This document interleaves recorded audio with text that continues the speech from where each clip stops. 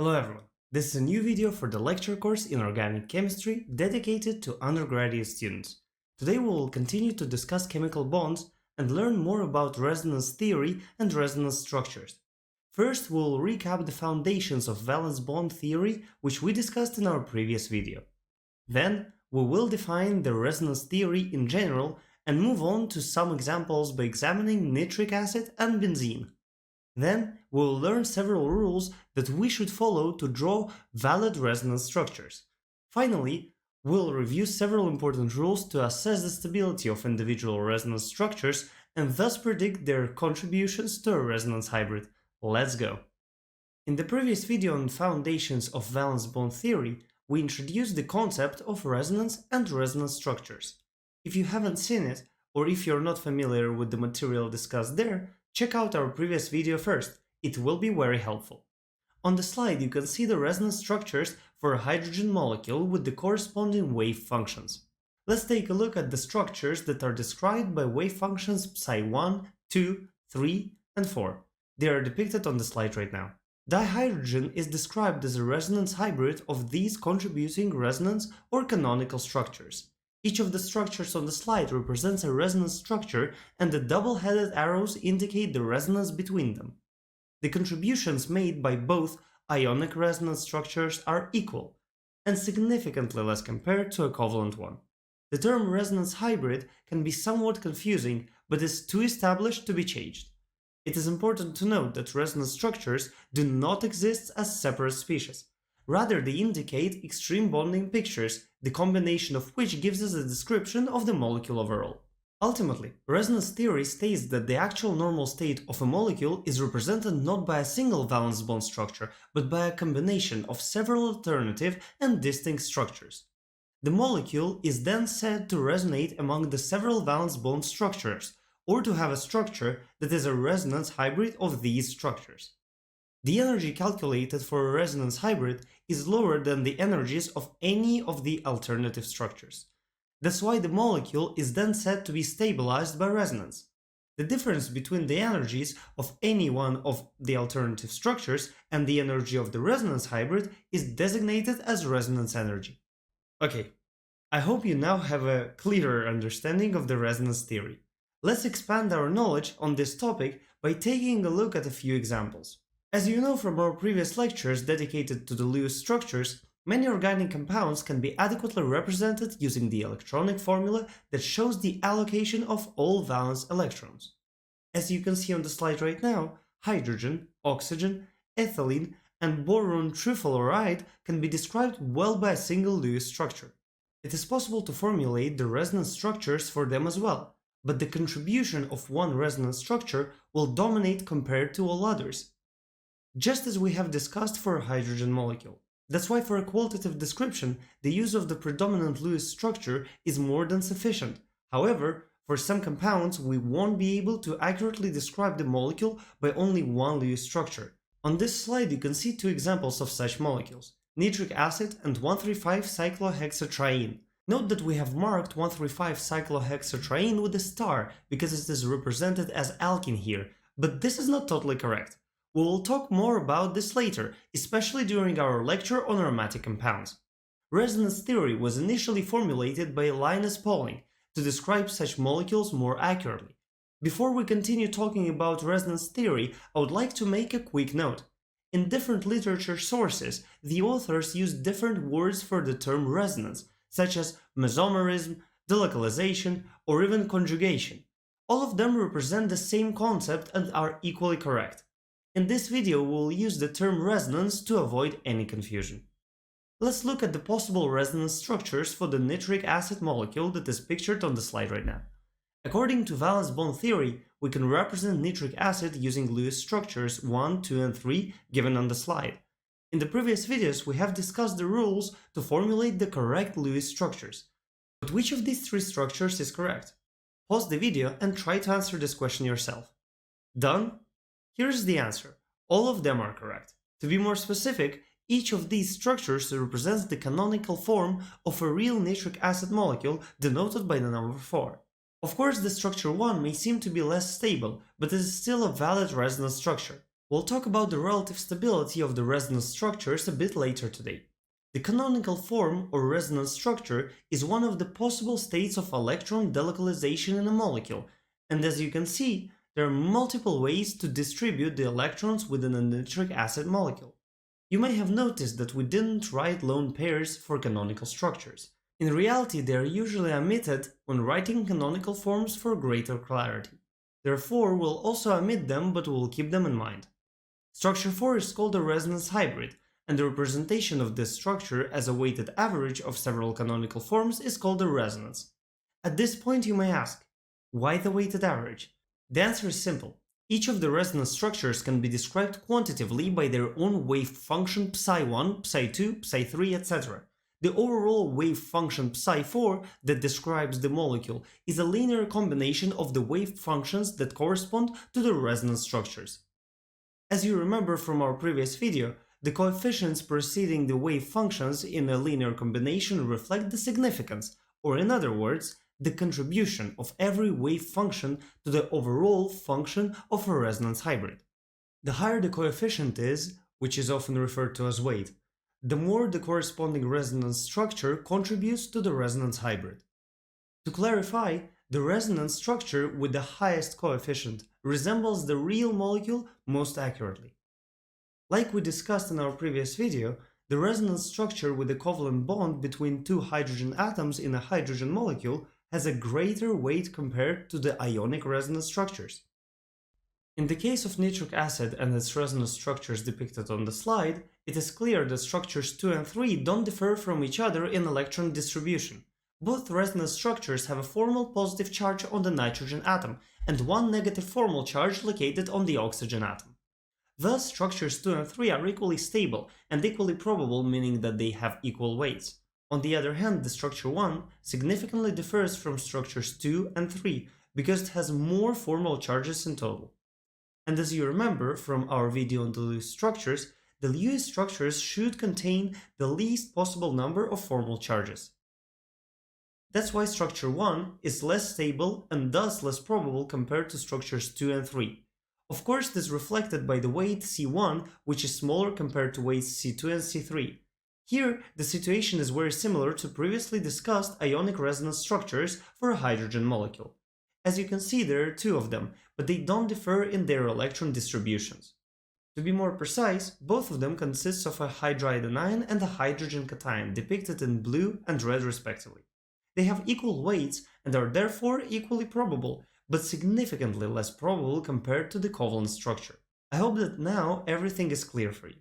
If not, you know where the comments are, and don't forget about the webinars that we organize based on the questions that you leave in the specific threads on our forum. All links are below in the description.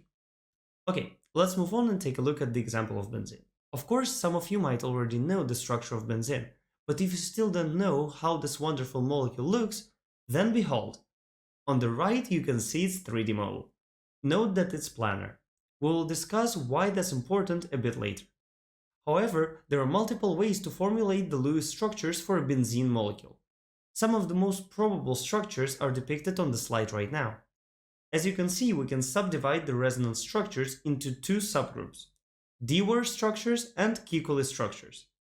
The resonance hybrid is often drawn with the circle in the center as shown in the red frame, and designated as structure 10. There is no real difference between structures 10 and 11. In practice, chemists usually use either resonance structures 8 and 9 or the resonance hybrid 10 to depict a benzene molecule. All of them are equally correct for practical use, but just keep in mind that structures 8 and 9 are only individual resonance structures. It's time to talk about the contribution of each canonical form to an actual benzene molecule. If we can take the canonical form 8 and use it to depict benzene in a real publication or textbook, then why not just use resonance structures 5 or 6? The reason for that is somewhat trivial, and we have partially discussed it already. According to the quantum chemical calculations, the resonance structures 8 and 9 contribute 39% each to the actual molecule of benzene, and the Dewar structures only 7.3% each.